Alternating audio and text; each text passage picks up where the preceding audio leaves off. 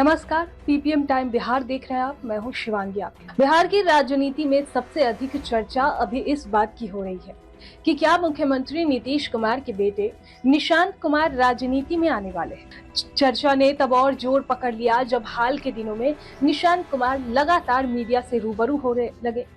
मुख्यमंत्री नीतीश कुमार के बेटे निशांत कुमार के राजनीति में आने की चर्चा तेज हो गई है। निशांत ने हाल ही में मीडिया से बातचीत की और अपने पिता को एनडीए का सीएम फेस घोषित करने की मांग कर दी थी। इसके बाद से ही ये कयास लगाए जा रहे थे कि क्या वो राजनीति में आने वाले हैं। राजनीति के जानकार भी कहते हैं कि निशांत कोई पहला उदाहरण नहीं है जो पिता की विरासत को संभालेंगे। हालांकि निशांत की तुलना राहुल गांधी, तेजस्वी यादव या फिर अखिलेश यादव से नहीं, बल्कि नवीन पटनायक और अजीत सिंह जैसे नेताओं से हो रही है। दरअसल निशांत के राजनीति में आने की चर्चा के बीच परिवारवाद और विरासत की राजनीति की बात तब से अधिक विमर्श में आ गई जब एक इंटरव्यू में उन्होंने यानी निशांत खुले तौर पर अपने पिता मुख्यमंत्री नीतीश कुमार को एनडीए का सीएम फेस घोषित करने की मांग खुले तौर पर कर दी। अब जाहिर तौर पे ये सामान्य घटना नहीं है, क्योंकि निशांत बीते 60 दिनों में 7 बार मीडिया के सामने आ चुके थे और अपनी बातें कहने का दायरा भी बढ़ाते रहे थे। जाहिर तौर पर ये बात एक इशारा तो जरूर करती है कि वो राजनीति में आने को शायद तत्पर हो या नहीं, लेकिन कुछ तैयारी तो जरूर है।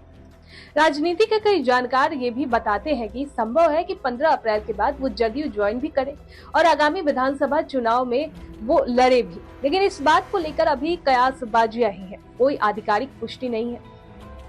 लेकिन राजनीति में के विमर्श में जो बात आ गई है उसको लेकर तो निश्चित तौर पर सियासी सरगर्मी भी बढ़ गई है।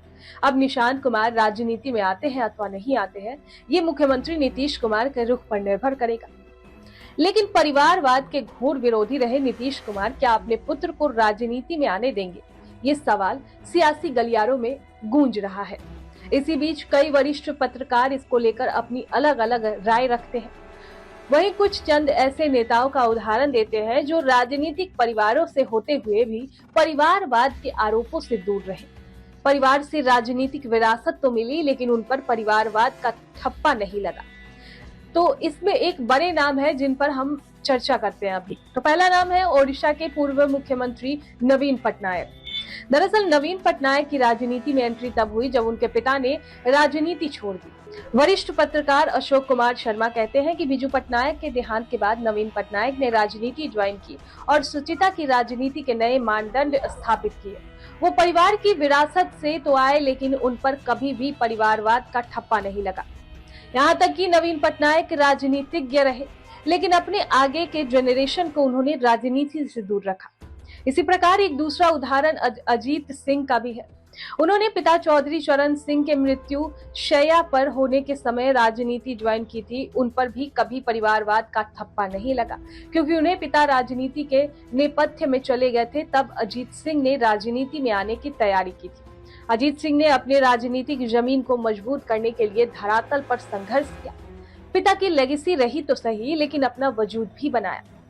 इसी तरह सचिन पायलट, ज्योतिरादित्य सिंधिया और आरपीएन सिंह जैसे नेताओं का उदाहरण भी सामने है, जो अपने पिता के नाम की वजह से आए, लेकिन परिवारवाद का आरोप इन पर उस रूप से नहीं लगा जिस तरह से राहुल गांधी, तेजस्वी यादव और अखिलेश यादव इन सभी नेताओं पर लगा।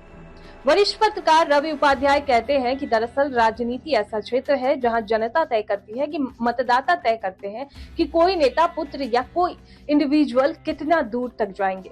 परिवार की वजह से एंट्री तो हो सकती है, लेकिन आप कितनी दूर तक जाएंगे इसका फैसला मतदाता करते हैं।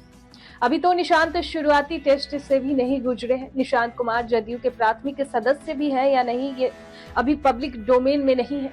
वहीं निशांत की राजनीति में अपनी कोई उपलब्धि नहीं है, ये बहुत बड़ा सच भी है। ऐसे में अब देखना ये होगा कि निशांत राजनीति में आते हैं कि नहीं, नीतीश कुमार क्या फैसला लेते हैं। तब तक के लिए इस पर आपकी क्या राय है, कमेंट बॉक्स में हमें जरूर बताएं।